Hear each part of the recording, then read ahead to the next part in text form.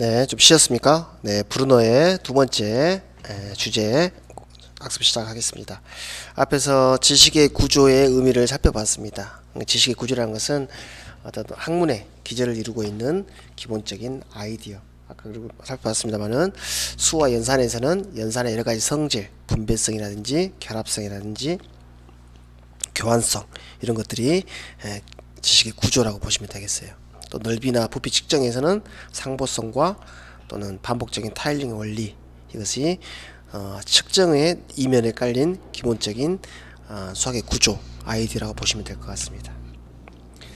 이게 좀 저도 이 공부할 때 이 구조란 말이 잘 와닿지 않아서요. 제가 예를 들어서 좀 설명해 봤습니다. 자, 이어서 이번 시간에는 이렇게 지식의 구조를 가지고 학습하면 어떤 점이 좋은지 한번 살펴보겠습니다. 우리가 지식의 구조를 살펴보았지만은 매우 추상적인 거죠. 본질적으로 구조라는 것은 추상적인 거죠. 그렇죠?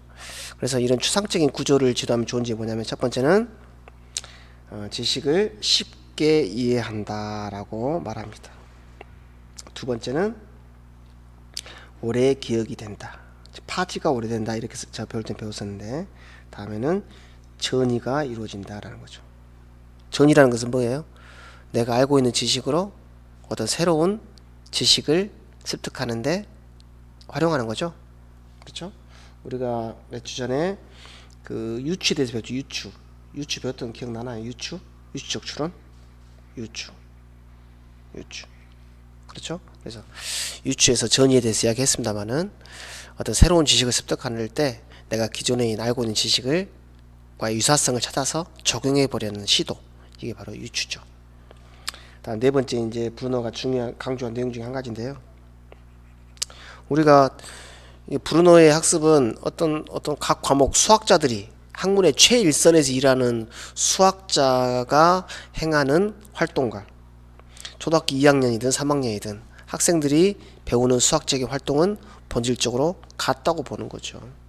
그래서 이러한 어떤 브루너의 이상이 잘 녹아있는 워딩이 바로 이 말입니다. 고등지식과 초보지식 사이의 간격을 좁힐 수 있다라고 보는 거죠. 그렇죠. 어떤 배분성이라든지 교환성이라든지 결합성은 어떤 고등수학자들이 사용하는 고등수학자들도 그런 원리를 사용하겠죠. 그런 수학적 기본적인 아이디어를 초등학생들도 사용하게 함으로써 고등지식과 초보적인 지식 사이에 간격을 좁힐 수 있다는 거죠. 최일선에서 연구하는 수학자의 활동과 초등학교에서 교실에서 학습하는 초등학생들의 수학 활동 사이에 간격을 좁힐 수 있다고 보는 거죠. 멋있는 말인 것 같아요. 제가 봤을 때. 결국 지식의 구조를 가르친다는 것은 곧 지식을 가르치되 어때요? 학생들로 하여금 그 지식 분야에 종사하고 있는 학자들이 하는 일과 본질적으로 동일한 일을 하도록 하는 것이다 라는 거죠. 왜 그 당시에 이런 주장이 펼쳐졌는지를 이해하셨죠? 그렇죠? 1950년대까지 두위의 경험 중심, 생활 중심 교육 과정으로 해서 학생들의 학력이 지나치게 떨어졌다는 어떤 국가적인 반성에 기인한 주장이라 보시면 돼요. 그렇죠? 그래서 더 이상 미스 논쟁 시대에서 소련의 과학기술의 선두주자를 내줄 수 없다는 어떤 좀 절박함이 좀 묻어나 있죠. 이렇게 그런 상황을 이해하시면 왜 브루너가 이런 주장을 했는지가 이해하실 수 있을 것입니다. 자, 두 번째 이제 제가 살펴봤습니다만은 어떤 브루너도 피아제의 이론을 영향을 받아서 자신의 어떤 이론을 펼친 사람이거든요. 근데 둘 사이 약간 차이점이 있어요. 뭐 같아요, 여러분? 좀 읽어보시면 아실 것 같아요. 먼저 피아제는 어떤 인지 단계에서 필요한 논리적인 조작 능력이 개발되지 않는 아이에게 그러한 능력이 요구되는 교과 내용을 가르치는 것은 무의미한 일이다 이렇게 말했죠. 그렇죠? 그러니까 발달이 학습에 앞선다고 보는 거죠. 그래 구체적 조작기에 있는 아이한테 이런 교환성이라든지 또는 배분성이라든지 결합성 같은 어떤 추상적인 학습, 추상적인 내용을 가르친다는 것은 피아제의 입장에서는 의미가 없다고 보는 거죠. 반면 브루너는요, 그렇지 않다고 보는 거예요. 어떤 지식의 개인에 의한 자주적 형성, 이걸 제가 피아제 입장에서 이렇게 설명해서 지식의 개인적인 구성이라고 했죠. 그렇죠? 스스로 지식을 구성한다고 보는 것보다는 교사의 역할, 교육의 역할을 강조했고 언어의 역할을 강조했습니다. 여기까지 보면 누구하고 같아요?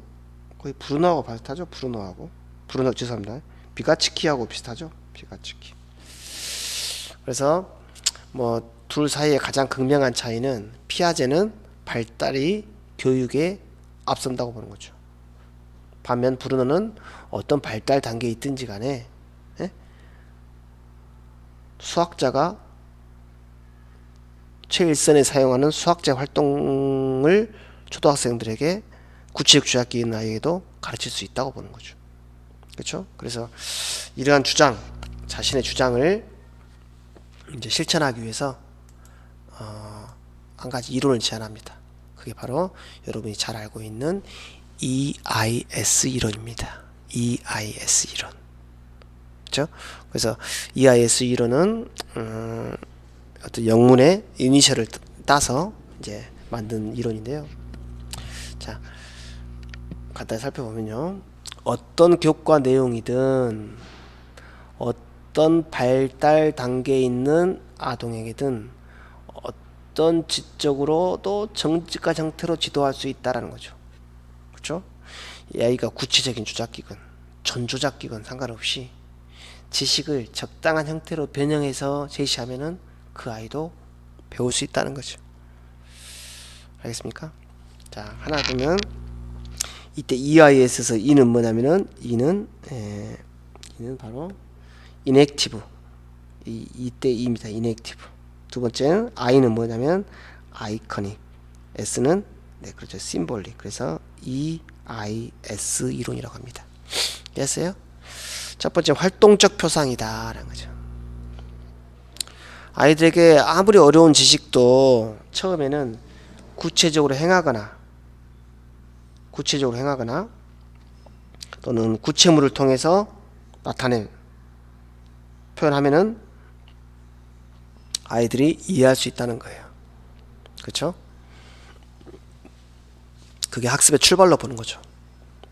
두 번째는 활동이나 구체물을 했다면 그것을 뭐예요? 그림, 영상물로 제시한다면 또 이해할 수 있다는 거죠. 마지막에는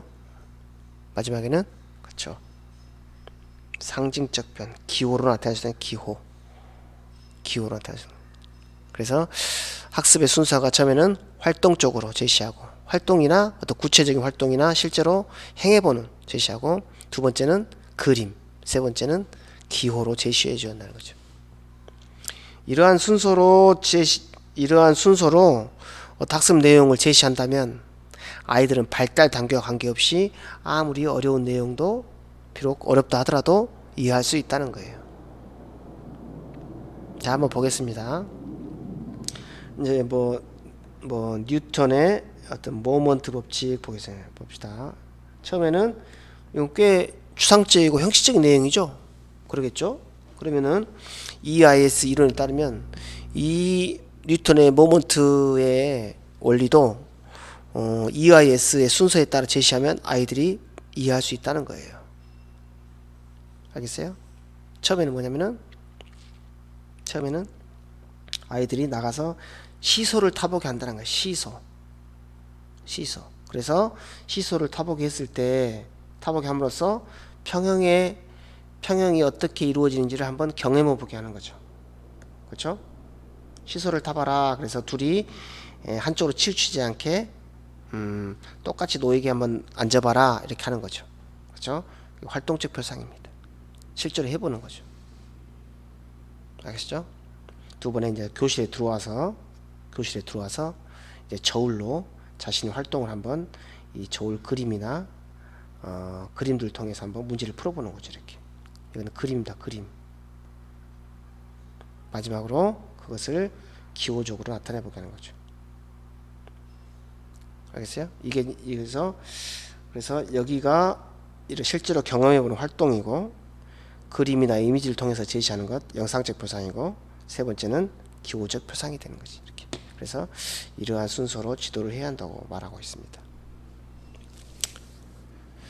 이걸 좀 더 학습의 과정과 관련지어서 생각해 보겠습니다. 자, 학습의 과정은 처음에는 활동적 표상 꼭 기억하셔야 됩니다. 활동적 표상이다. 두 번째는 영상적 표상이다. 자, 상징적 표상 세 가지를 꼭 기억하셔야 됩니다. 그랬을 때 이때 학생들은 구체물을 조작하거나 실제로 행해보는 거죠. 시소를 실제로 타본다든지, 뭐 수모형으로 수와 연산 같은 경우는 수모형을 이용해서 어떻게 계산을 해본다든지, 이런 구체물 조작 활동이 바로 활동적 표상입니다. 그 다음에는요, 언제나 구체물로 할 수는 없겠죠. 그래서 그런 구체물 활동을 자연스럽게 어떤 영상적인 그림을 통해서 해보는 거죠. 이어서 기호로 해보는 거고요. 그러니까 이게 그 다음 그랬을 때 교사들이 해야 할 이거 교수 활동이라는 것은 교사의 역할입니다. 그래서 아이들에게 조작할 수 있는 구체물 선택하게 하고 조작 활동을 할 수 있도록 도와주는 게 교사의 역할이겠죠. 두 번째 단계에서는 아이코닉 단계에서는 죄송합니다. 영상적 표상 단계에서는 영상적 표상과 수학적인 아이디어가 어떻게 관련이 있는지 그 관련성을 인식하도록 도와주는 역할을 하는 거죠. 아시죠? 자, 세 번째로는 추상적이죠. 심볼릭 단계죠. 추상적인 기호와 수학적인 아이디어 사이의 연결을 돕도록 하는 거죠. 알겠습니까? 그래서 어떤 책에서는 이것을 우리가 EIS라고도 쓰는데, 어떤 책에서는 어떻게 쓰냐면 콘크리트, 구체적인 활동이다. 콘크리트 를 쓰고, 아이콘이니까 그림이죠. 그래서 picture, CP, 그 다음에 어떻게 써요? 상징적이니까 기호. 그래서 막 CPS라고도 합니다. CPS. 됐어요? 뭐 EIS, CPS 다 비슷한 말입니다. CPS나 EIS나. 오늘 글씨가 좀 안 예쁘게 써지네요. 이렇게 CPS다 이렇게 넣었습니다만, 이렇게. 어쨌든 뭐 최근에 이렇게 브루너의 EIS 이론에 대한 비판도 일어나기도 합니다만은, 그래도 워낙 영향력이 있는 이론이어서 지금도 교과서나 교육과정에서 실제로 많이 적용되고 있다고 보시면 될 것 같습니다. 자, 어떠한 수학적 지식도 이런 세 가지 표현 양식으로 제시될 수 있으며 아동의 수준에 따라 지도할 수 있다라고 보고 있는 거예요. 그래서 실제로 안타까운 이야기입니다만, 학원에서 어떤 선행학습을 많이 하죠. 선행학습. 예를 들어서 뭐 4학년 아이에게 뭐 중학교 2학년 뭐 대수라든지 함수를 가르친다라고 주장하죠. 가르치죠. 근데 4학년 학생들에게 함수를 가르치는 사람들이 자신의 그런 선행학습의 합리성을 정당하기 위해서 사용하는 이론이 바로 이 브루너의 이론입니다. 브루너의 이론. 특히 이 워딩, 어느 발달 단계에 있는 아동도 이 세 가지 양식으로 잘 변환해서 가르친다면 어떤 지식도 가르칠 수 있다고 보는 거죠. 이게 바로 안타깝지만 이게 선행학습의 이론적인 바탕이 된 게 바로 이 브루너의 EIS 이론이 되겠습니다.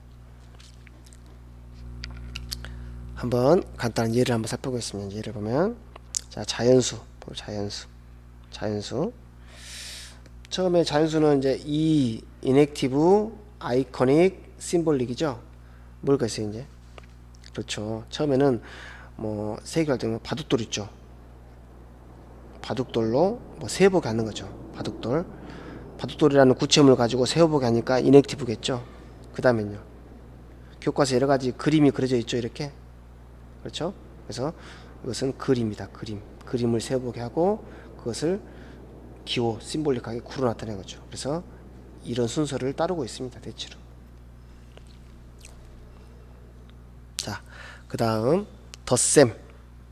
예를 들어서 뭐 2 더하기 3이 나왔습니다만은 어떻게 해요? 맨 처음에 자, 바둑돌이 두 개가 있습니다. 이게 바둑돌이에요, 바둑돌. 이것이 이제 여러분 헷갈리니까 바둑돌이 두 개 있습니다. 바둑돌이 세 개가 있습니다. 그래서 모두 합해보세요 라고 하겠죠. 뭐겠어요? 직접 해보니까 인액티브죠. 활동적인 표현입니다. 그렇죠? 자, 이번에는 직접 그리기 힘드니까 한번 그림으로 나타내 봅시다. 그래서 자, 바둑돌 두 개 그려보세요. 이거는 구체물이에요. 이건 그림이고요. 바둑돌 세 개를 그려보세요. 합쳐보세요. 자, 이것을 덧셈을 나타내면 2 더하기 3입니다. 여기서 중요한 것은 2 더하기 3이 몇 개인지 가르친 게 아니라 덧셈의 의미를 가르친 거예요. 덧셈의 의미. 이 단계에서 덧셈은 어떤 활동에서 이 덧셈이죠. 이 덧셈 기호는 앞에 인액티브하고 아이코닉 활동에서 어떤 동작에 의해서 덧셈이 추상화되는 걸까요? 응? 그래요. 제가 일부러 그림을 그려봤었죠? 보세요. 여기 보세요. 여기 보세요. 여기 보세요. 자, 바둑돌이 두 개 있습니다. 빨간색으로 할까요? 바둑돌이 두 개 있습니다. 두 개, 세 개 있습니다. 자, 모두 합하면, 어떻게 표현하죠? 이렇게 표현하죠. 이렇게 모두 합하면, 그러겠죠? 또는 두 손으로 바둑돌 두 개와 세 개를 모으는 액션이죠. 모으는 행위, 그게 행위가 되겠죠. 여기서는 모으는 행위, 여러 가지 있겠죠. 뭐 이렇게 한다든지 두 개를 모은다든지 행위가 있겠죠. 그림에서는요. 그래요. 마찬가지입니다. 두 개 있고 세 개가 있는데 하나로 묶는 행위, 모으는 행위. 그 모으는 행위가 추상화되면 뭐가 되겠어요? 덧셈이 되는 거예요. 이해했어요? 덧셈이라는 것은 이 더하기 4 덧셈이라는 것은 어떤 행위가 추상화된 거예요. 그렇죠? 모으는 행위가 추상화된 거죠. 그렇죠? 그리고 어떤 행위를 추상화한 것을 피아제는 뭐라 그랬어요? 행위를 추상화한다. 그래서 그것을 뭐라 하냐는 것을 반영적 추상화를 하겠죠. 이런 반영적 추상화에 의해 형성된 지식을 뭐라 해요? 논리 수학적 지식이라고도 합니다. 아셨죠? 네, 이렇게 하면 되겠습니다. 뺄셈도 마찬가지. 뺄셈 하나 더 예를 들어볼까요? 이건 지우고 뺄셈 어디서 왔을까요? 뺄셈 어디서 왔을까요? 이건 지울게요. 뺄셈. 자, 예를 들어서 구슬이 하나, 둘, 셋, 넷, 다섯 개, 여섯, 일곱 개, 그럴까요? 일곱 개가 있었어요. 그렇죠? 근데 동생이 두 개를 가져갔습니다. 이거는 지금 바둑돌이라는 구체물로 지금 뺄셈 해본 거예요. 몇 개가 남은 거죠? 그래서 했더니 다섯 개가 남았습니다. 이건 바둑돌이라는 구체물로 했기 때문에 이것은 인액티브가 되겠죠? 됐습니까? 그 다음에 구체물 활동을 이제 모르겠어요. 그림을 그려보겠죠. 자, 동그라미 7개 그려보세요. 7개를 그렸습니다. 그 중에서 2개를 가져가 보세요. 이렇게 하겠죠. 그래서 이것은 7개에서 몇을 뺀 거죠? 이렇게 된 거죠. 그때 이 뺄셈 어디서 온 거예요? 이것은 어떤 행위를 추상한 결과가 이 뺄셈 기호가 된 거예요. 이건 기호죠. 어떤 행위를 추상한 거예요. 어떤 행위를. 그래요.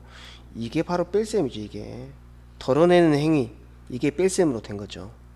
인간의 행동으로부터 뺄셈이라는 개념을 추상화했죠. 그렇죠? 이 또한 이것을 반영적 추상화라고 그럽니다. 반영적 추상화. 이해했습니까? 자, 그래요. 이렇게 해서 브루너의 EIS 이론에 대해 설명했습니다. 그래서 제가 이렇게 EIS를 좀 자세히 다룬 이유는 우리 초등학교 교과서는 대체로 다 이 세 가지 단계를 거쳐서 구성되어 있습니다. 그러겠죠. 먼저 구체물을 가지고 활동해보고 그 다음에 그림을 제시하고 이어서 기호화하면 되죠. 어쨌든 이 브루너는 이 세 가지 인액티브 단계, 아이코닉 단계, 심볼릭 단계를 거치게 되면은 아이들이 수학적 개념을 이해할 수 있을 것이다 라는 가정이 깔려 있는 거죠. 그리고 자신의 이 가정을 입증했던 겁니다. 네. 지금까지 브루너의 지식의 구조, 그 다음에 EIS 이론에 대해서 설명했습니다. 어땠습니까? 좀 이해가 가십니까? 네. 12주차 강의는 여기까지만 하겠습니다. 네. 또 다음 강의에서 뵙겠습니다. 네. 고생하셨습니다.